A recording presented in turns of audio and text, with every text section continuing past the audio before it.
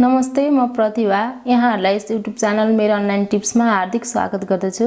आज मैले यहाँहरुमाझ बन्दाको अचार रेसिपी लिएर आएको छु। बन्दा, केराउ र आलुको अचार रेसिपी।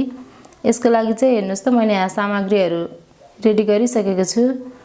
यसको लागि मैले लिएको छु मसिनो गरी काटेको अलिकति बन्दा, त्यसैगरी 3 वटा आलुलाई चाहिँ उसिनेर मैले 2 टुक्रा पारेर काटेर राखेको छु। त्यसैगरी हरियो केराउ, त्यसैगरी लेमन भुटेर पिसेको तिलको धुलो र त्यसैगरी हरियो खुर्सानी।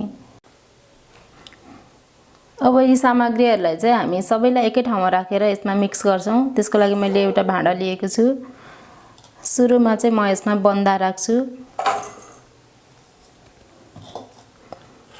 त्यसैगरी हरियो केराउ राख्छु।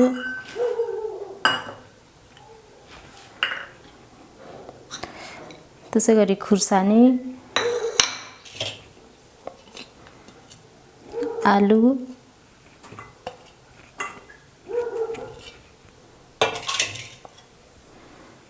र अब यसमा म तिलको धुलो पनि राख्छु।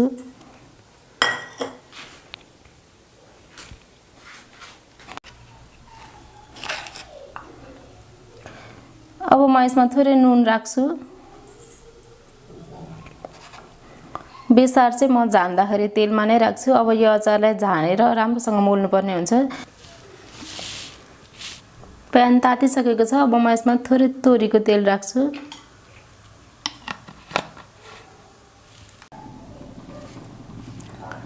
तेल तातो भइसकेको छ। अब म यसमा थोरै मेथी फ्राई गर्छु।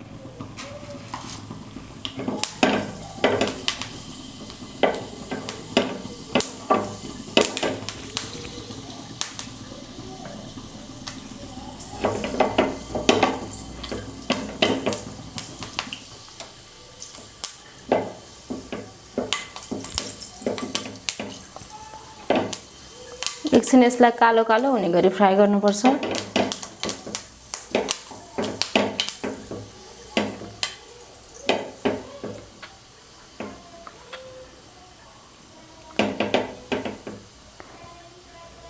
हेर्नुस् त मेथी कालो कालो पनि भइसकेको छ। अब म यसको हिट अफ गर्छु र यसमै बेसार राख्छु। सुरुमै राख्यो भने बेसार डढ्ने हुनाले यसलाई चाहिँ झान्ने बेलामा मात्रै राख्नुपर्छ।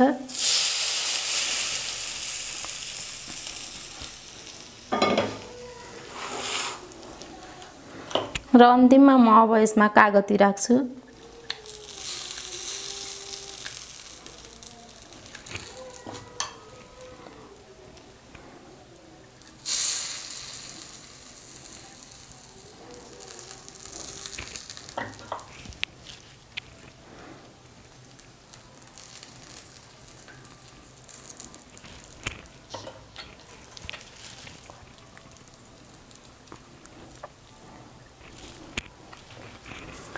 र सबै कुरा राखिसकेपछि अब चाहिँ यसलाई राम्रोसँग मिक्स गर्दै मोल्नु पर्छ।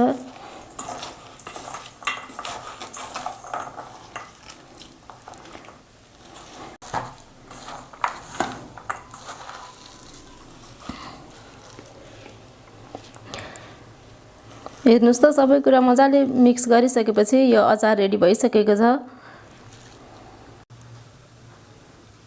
हेर्नुस् त बन्दा, आलु र केराउको अचारलाई मैले यसरी बलमा सर्भ गरेको छु। यहाँहरुलाई मेरो रेसिपी कस्तो लाग्यो? यस्तै रेसिपी यहाँहरुले पनि ट्राई गर्न सक्नुहुन्छ। यस्तै अन्य भिडियोहरु लिएर म फेरि पनि आउने नै छु। कृपया हाम्रो च्यानललाई सब्स्क्राइब गर्न चाहिँ नबिर्सनु होला।